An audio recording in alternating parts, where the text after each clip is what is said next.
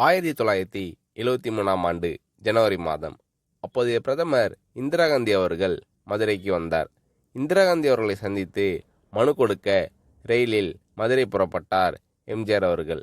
ஆனந்த விகடனில் எம்ஜிஆர் அவர்கள் அப்போது நான் ஏன் பிறந்தேன் என்ற தொடர் எழுதி கொண்டிருந்த சமயம் அது. எம்ஜிஆர் அவர்களுடன் இதயம் பேசுகிறது மணியன், எம்ஜிஆர் அவர்களின் உதவியாளர்கள் மற்றும் பாதுகாவலர்கள் அந்த ரயிலில் மதுரைக்கு சென்று கொண்டிருந்தார்கள். மதுரை வரை எம்ஜிஆர் அவர்கள் ரயிலில் செல்கிறார் என்ற தகவல் மக்களுக்கு தெரிந்துவிட்டது. இதனால் வழி எங்கும் ஒவ்வொரு ஸ்டேஷனில் எம்ஜிஆர் அவர்களை காண மக்கள் திரண்டுவிட்டனர்.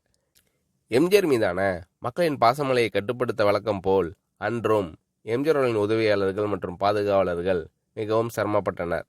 இப்படியாக மக்களின் அன்புமலையில் நனைந்து ஒவ்வொரு இடத்தையும் ரயில் கடக்கும் போதும் நீண்ட நேரம் பிடித்தது.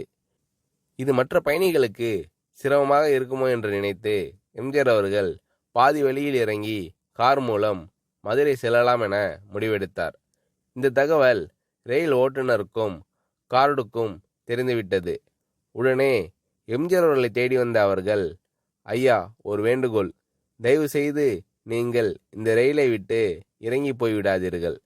இந்த வண்டியில் நீங்கள் வருவது மதுரை வரை காட்டுத்தீ போல் பரவிவிட்டது. தொடர்ந்து இதேபோல் ஒவ்வொரு ஸ்டேஷனிலும் மக்கள் சாறை சாறையாக வந்து நிற்பதாக எங்களுக்கு தகவல் வந்தது. அப்படி நீங்கள் இந்த ரயிலில் இல்லை என தெரிந்தால் மக்களுக்கு ஏமாற்றம் ஏற்படும். உங்களை நாங்கள் தான் மறைத்து வைத்துள்ளோம் என நினைத்து